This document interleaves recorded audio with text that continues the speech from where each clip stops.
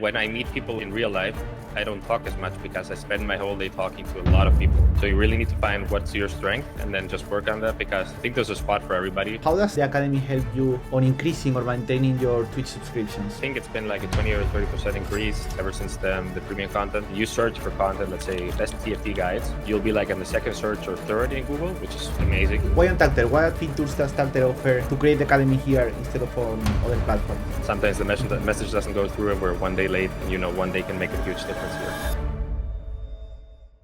Okay, so welcome Snoody to this interview with Tacter. We wanted to talk a little bit about your success case on the platform. First, we want to know who is Snoody. Why are you using Tacter? Okay, so my real name is Badu Maroni, but they know me as SnoodyBoo in the esports world. Been pretty much creating content for about 7 or 8 years at this point, I think. I started out with Hearthstone back in the days. Then at some point that game kind of died off, so I had to switch. Took a risk and tried out with TFT. And that's what I'm doing now, luckily. So I'm happy with that. Along the way, I've had many opportunities to create content and have different approaches about this. So I was talking to you guys. We did a spontaneous collab once, just like a one-time thing. But then I figured that it was actually pretty useful because people always want to learn the game. And in comparison to my viewers, there's always a lot of knowledge gap that I kind of need to fill. So I think Tacter really fit in well with that. And that's why I wanted to try it out. And here we are. Okay, that's nice. You mentioned that you were competitive player on Hearthstone too, then on TFT. How was that transition? Was it hard? It's pretty much the same, even though it doesn't sound like it, because they're both strategy games, and it's pretty much mostly how you approach your daily routine. Like you need to put in a lot of gaming hours and also study hours. So it's mostly about how you focus on your day. So let's say you play 8, 10 hours and then you study like 3 or 4. So it's not like going for a shooter game to a strategy game, right? It's just a little bit different with the characters and so.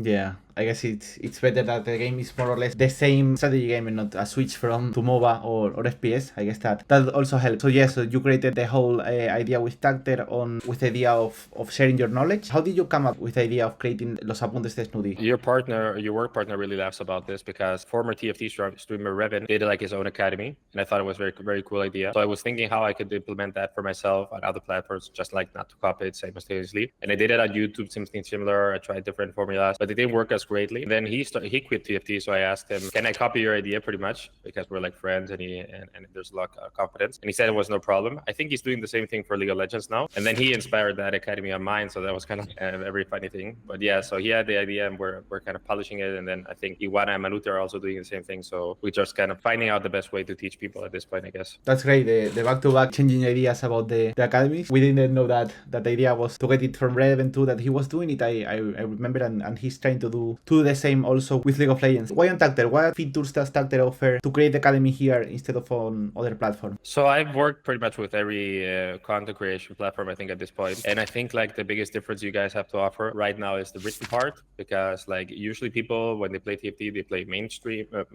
they have TFT, unless you're a mobile gamer, of course. And then on the other screen, you have information. So if you like on your second screen, you only have information about the comp. That's useful, but it's only like, okay, buy these units and that's it. And with Tacter, we have the option to like explore a bit more deeply. Like you have to do this on stage 2, you have to do this on stage 3. We can include videos. We can include a little more in depth about the different guides, and that's nice. Yeah, I mean, I guess with that, and the moment that you guys go for an app, we'll probably have it all going. Okay, that's interesting. Why the app? Do you think that it will help second screen usage or stuff like that? Or just because of, I guess, mobile players? I think that the app, the most interesting part is that people really ask about it. I don't really know how to find it, but like with my interactions with people, if I use an app one day, everybody wants to know what it is because it seems comfortable. So I guess if you combine written content plus an app, you pretty much have the whole market for you guys. To share a little story, at the beginnings of Tacter, we had an app. We still have it in the App Store. The content is not the same. It's pretty outdated at the moment. But in the future, we might think on entirely creating a new app for it. How would you describe your content in one sentence? Weekly update of the best TFT comps, I guess, would be. For the academy, what's your workflow in a sense of creating a strategy on the platform? I'm pretty lucky in that sense because I got to choose my editors, and they're close friends, like since TFT existed, Chuso, Dessa, and Sungaro. So usually when we get together and play, because we also do that, we can also like just take a quick break and talk about how we're going to focus that week, what content do we think is interesting, what not. We don't really focus that much on likes because we just really want to put on the best content that there is in the game. Like there's a very new interesting comp, and we want to focus on that. So we have like 1 or 2 weekly meetings to talk about this, and then we organize all of that into a big tier list. list. So like people can always access this tier list where there's different, I don't know, categories like the best ones and the worst ones and why are you supposed to pick one and not the other. And then the ones we have to work on a little bit more are the ones like spontaneous posts. Like there's been a bug recently that's only for 2 days long and we really need to get that going. So we have to go for a spontaneous post, but we have to work a little bit more on the workflow because it's not that optimal. Like sometimes the message doesn't go through and we're 1 day late, and 1 day can make a huge difference here. And how does the content you create fit into the exclusive content strategy? I was thinking a lot about this when I started because, for example, when originally I came from Riven, he had like a division between this content is going to be available for everyone and this one not. And the division was like some guides are just not going to be available for anybody. And I wanted the most of the content to be free for the users, and then just like the most try-hard users, the ones that want to know more about the game, they could have some extra information. So if you go on my webpage, you can find pretty much everything you need on the basic guides. And if you want to have a deep dive, you can go on to like the subscriber content. And that way, I think both of them are happy. I'm not really sure if it's the best choice, but it's been working out for me. So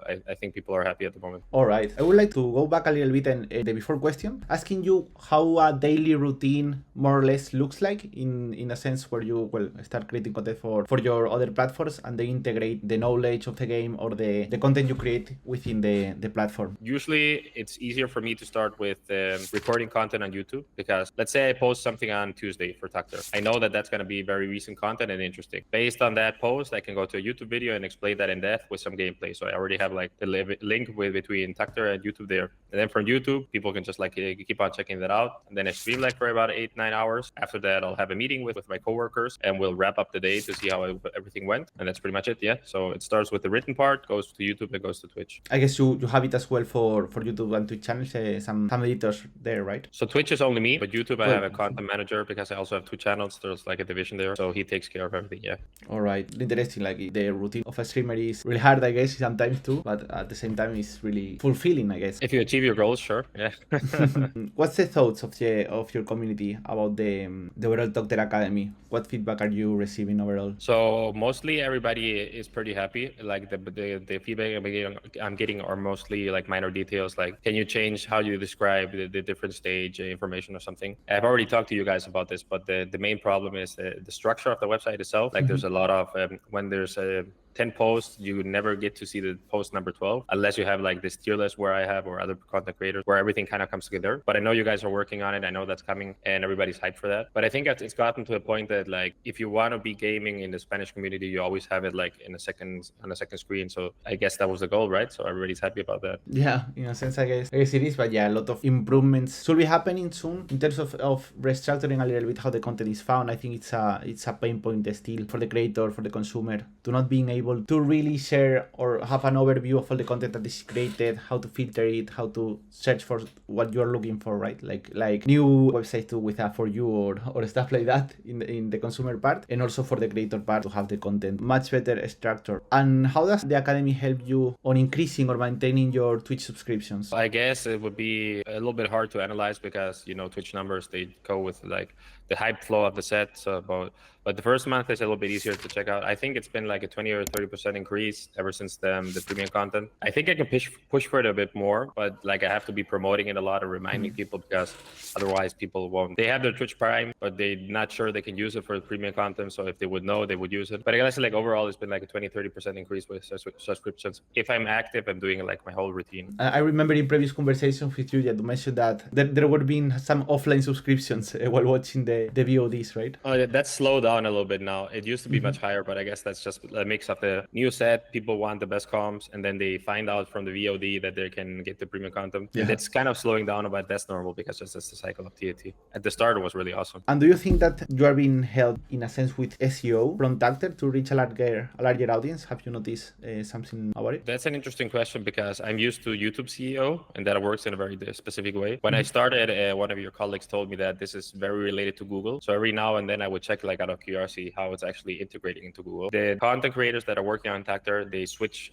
whoever's on the top, right? So sometimes it's Iguana, sometimes it can be Solo Gisang. But if you're like creating the best content and you're on the top at that moment, and you search for content, let's say best TFT guides, you'll be like on the second search or third in Google, which is amazing. Apparently a lot of people do that search. I'm not really sure about how this whole CEO thing works, but I know that like 20% of the users or maybe 15 come from there. And that's totally ridiculous to me because for just doing good job on the platform itself, it kind of feeds back to Google, which is amazing. Yeah. It's something that we have been really fighting for because it's the most organic way or easy way to get people into the platform. So we're always looking to improve in terms of how SEO can help. If you search in Google Z12 TFT, the first view is from Tacter, which is kind of crazy. Oh, wow. Now jumping back into the community overall, what does your community mean for you? What's the importance of your community as a content creator? Well, I mean, they pretty much define everything you can do, right? So sometimes I argue with them, sometimes we fight a little bit. It's kind of like a romantic relationship in that sense, but they're necessary for this all to work. So I'm very grateful that I can still do it every day, because if people wouldn't watch me on different platforms, anything wouldn't exist. Like with Tactor wouldn't exist or sponsorship. So it's very nice. And I actually talk to my girlfriend about this every now and then. When I meet people in real life, I don't talk as much because I spend my whole day talking to a lot of people. So it sounds weird, but I'm like talking to a screen and I'm talking to thousands of people, and then I'm kind of exhausted. My social battery is down because I've been interacting with my whole community, right? So that's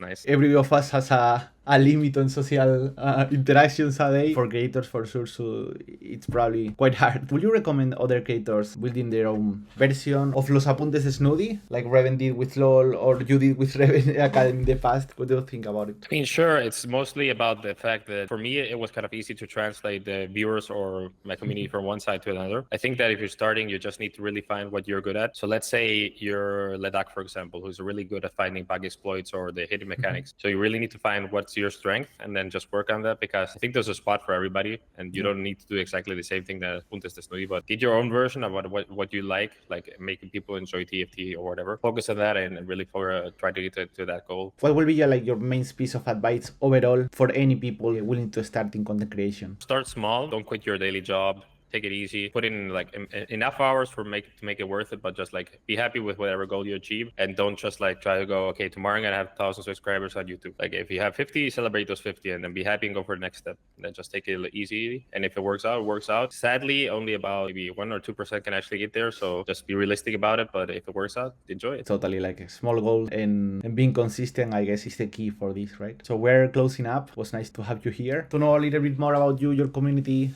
how Tacter fits here, and of course this insights that probably people that want to start creating content not on Tacter or but overall on either platform. It's really interesting to have your daily routine, your surface insights about how to create content, how to start. So thank you very much, Snoody, for joining in. Thanks for having me. And yeah, see you on the platform. See you around, man. Bye-bye. Bye.